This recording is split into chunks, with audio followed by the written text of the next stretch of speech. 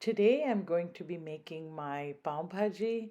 Pav Bhaji is a traditional um, dish made out of mixed vegetables and spices, and it's traditionally eaten with a bun, but you can eat this with a naan or roti or any other kind of bread as well.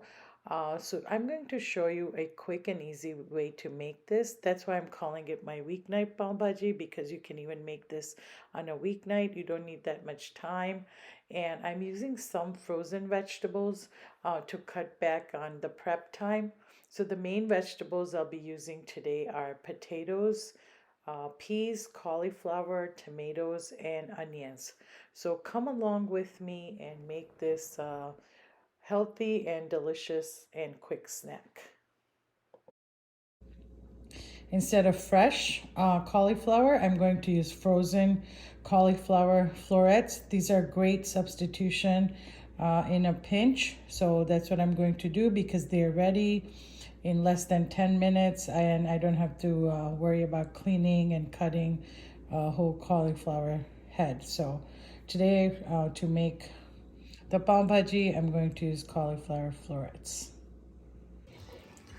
The potatoes are boiling nicely, and while potatoes are boiling, let's go chop up all the vegetables we will need. So the potatoes are all boiled and they're cooling.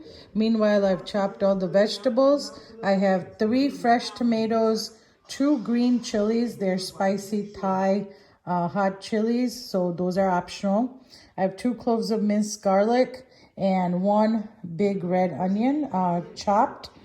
And then I also had a little bit of fresh beetroot. This is optional, but I shredded about half a beetroot. And then my frozen vegetable, I have my cauliflower florets and frozen peas. So those were the 2 frozen ones. And then this was the fresh one. This is called weeknight pav bhaji for a reason. It is quick, easy, and it doesn't require the mashing and the cooking for a long time of the traditional pav bhaji. So if you want a pav bhaji taste but don't have the time, this is the one to make. Okay, I have a heavy bottom pot. It's not that deep. Heating on medium low heat. And for the pav bhaji, I'm going to put a mixture of canola oil. This is 1 tablespoon of canola oil and 2 pats of butter. This is the only vegetable I make that uses butter. Normally it's either oil or ghee. But pav bhaji, the taste comes out really nice if you use butter. So I'm gonna let that melt for a little bit and then add my onions. The oil and butter heated up nicely, so I just added my diced onion. I'm going to let this saute for about 2 minutes and then add the rest of the vegetables and some spices, and it's done. So again, easy weeknight pav bhaji. About start to finish, including boiling the potatoes, 40 minutes or even less. I mean, it's mostly the prep time of cutting the vegetables and everything, and then the cooking is about 10 to 15 minutes. Here are the potatoes. They're nice and soft and boiled, and I'm gonna peel and chop them while the onions are cooking in the pan. The onions have sauteed nicely. I'm going to now add the tomatoes, the chilies, and the minced garlic, and let it saute for another couple minutes.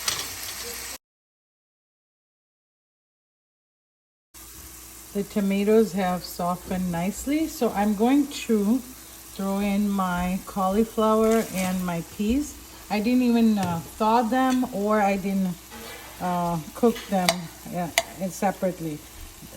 They're already like parboiled, so I don't need to do anything. I'm just going to add some spices and add some water. Cook those for about 5 minutes and then throw in the potatoes, and then I'm done. So for spices, I'm going to add about half a spoon of red chili powder. Not too much because I already have 2 green chilies in it. About half a spoon of turmeric, A generous amount of salt. So again, salt to taste. And then I'm out of my homemade Pav Bhaji masala, so I'm bought this MDH Pav Bhaji masala, so I'm going to add 2 big tablespoons of that. That's 1, I'm just eyeballing it. 2. Okay, if you don't want that much, you can start with 1 tablespoon, and then if you feel like you want a stronger Pav Bhaji taste, you can always add more. Okay, I'm gonna add some water so the spices can cook, and then give it a 5 minutes, and then add the potatoes.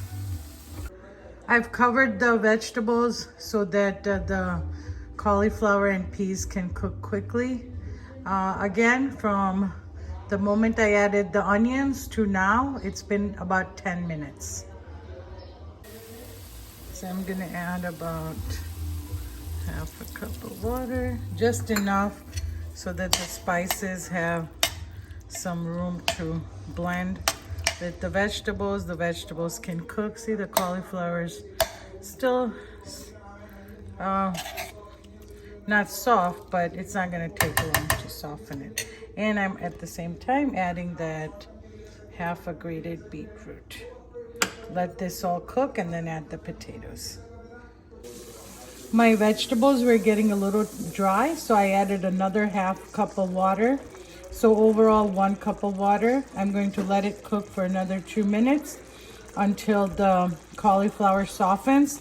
Now I wouldn't have to do all this if I had microwaved the frozen cauliflower or boiled the florets, but I didn't want to do all that extra step, and I just threw it in here so it's just cooking in the liquid. So 2 more minutes and then I'll add the potatoes. Okay, everything has softened nicely, so I cooked it for 5 minutes. Cauliflower is nice. And again, this is not the same as the traditional Pav Bhaji because everything is not mashed together.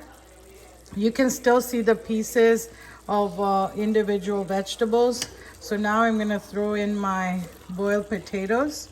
And these are about 4 small potatoes that I've diced into fairly big pieces. I'm gonna just stir everything together and cook for another 5 minutes, and then I'll cook the buns. I'll show you the buns I bought. The pav that goes with the Pav Bhaji. So Pav Bhaji means bread with vegetables. Bhaji is the vegetables, and pav means the bread, the buns.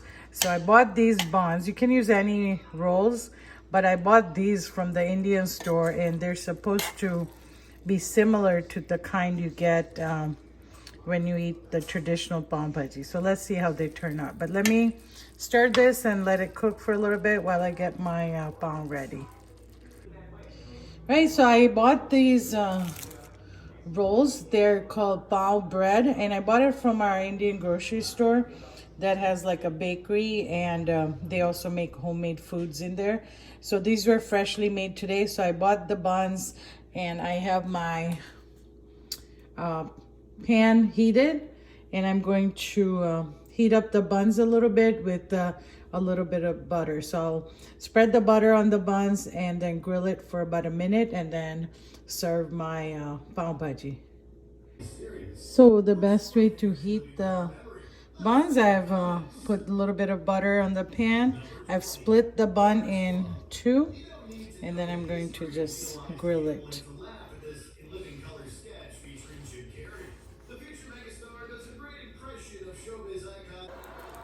Okay, I don't want the pav to get too crispy, so they're heated through and they're nice and buttery, and I'm done. So I'm gonna turn it off and let's go eat some Pav Bhaji.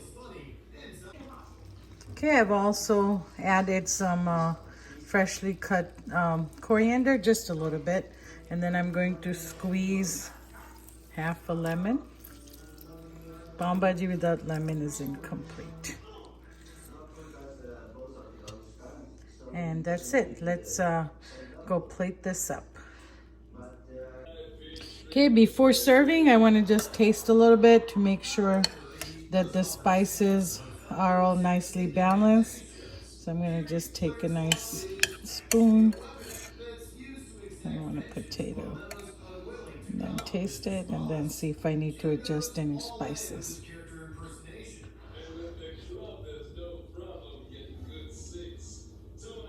Oh wow, it's so good. So good. Delicious. It needs nothing. It's just perfect. So again, weeknight, if you want a quick, easy meal, and you have a taste for Pav Bhaji, this is a great thing to make, especially if you use frozen, cauliflower and peas, because it cuts back on all that prep time. Right, my buns are ready, and I'm going to plate it now. Okay, so now I plated the Pav Bhaji. It looks and smells delicious, and no Pav Bhaji is complete without a pat of butter. So I put a small pat of butter and some lemon, fresh lemon, and then my buns have toasted nicely, and so I'm ready to eat. This is a great weeknight meal. It's healthy. It has so many vegetables. It's quick, and the kids will love it as well. So please make sure you try it. If you like this video, don't forget to subscribe and hit that notification bell.